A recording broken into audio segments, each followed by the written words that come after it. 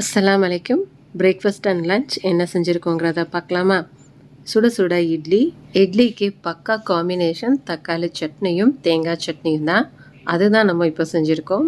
இட்லியில் தக்காளி சட்னியும் தேங்காய் சட்னியும் இப்படி ஊற்றி சாப்பிட்டு பாருங்கள், அட்டகாசமாக இருக்கும். மத்தியானம் லஞ்சுக்கு என்ன ப்ரிப்பேர் பண்ணோங்கிறத பார்க்கலாமா?